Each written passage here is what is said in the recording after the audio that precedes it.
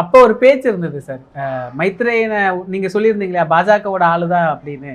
காஞ்சி சங்கராச்சியார் தான் உள்ள சேர்த்தாரு இந்த மைத்ரேயனை, எஸ்வி சேகரை அப்படின்லாம் இருந்ததுதாங்க சார். இருக்கலாம். மைத்ரேயன் அந்த அளவுக்கு காஞ்சி சங்கராச்சாரியர்கிட்ட போயிருப்பாராங்கிறது எனக்கு சந்தேகம்.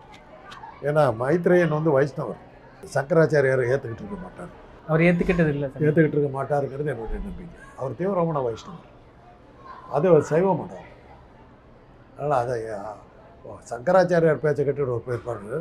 மைத்ரேயனை ஒரு அருமையான புத்திசாலி, ரொம்ப பிரில்லியன்ட் ஸ்டூடெண்ட். அவர் பிரில்லியன்ட் ஸ்டூடெண்ட்.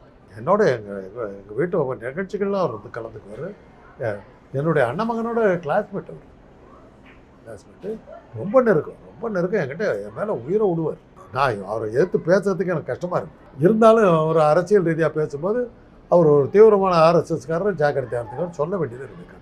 ஓபிஎஸ் அவர்கள் தர்ம யுத்தம் செஞ்சார் இல்லைங்க சார், அதுல குருமூர்த்தி அவர் வந்து மைத்ரேயனை வச்சுதான் ஆப்ரேட் பண்ணாரு அப்படின்னு சொன்னாங்க சார். அது உண்மைதான். தர்ம யுத்தம் எல்லாமே அவர் சொல்லி தான் நடந்தது. அப்புறம் தானே அதெல்லாம் வெளியே வந்ததுக்கு அப்புறம் தானே குருமூர்த்தியினுடைய குட்டி எப்போ வெளிப்பட்டுச்சுன்னா ரஜினிகாந்த் கிட்ட போய் சிக்கினார். நான் சொன்ன ரஜினி கேட்பாருனாரு. ரஜினி நீ யார் நின்றுட்டு போயிட்டாரு. அதில் தான் ஒரு கதலாச்சு. இப்போ அடுத்து எஸ்வி சேகர், மைத்ரேயன் இதை மாதிரி எல்லாம் இவங்கெல்லாம் திமுக பக்கம் வர ஆரம்பிச்சிட்டாங்களே சார். வரட்டும், ஜாக்கிரதையாக இருந்துக்கங்கிறத நம்ம சொல்கிறோம். நீங்கள் வர வேணான்னு சொல்லாதீங்க, வாங்க, ஆனால் ஜாக்கிரதையாக இருக்கு, அவ்வளோதான்.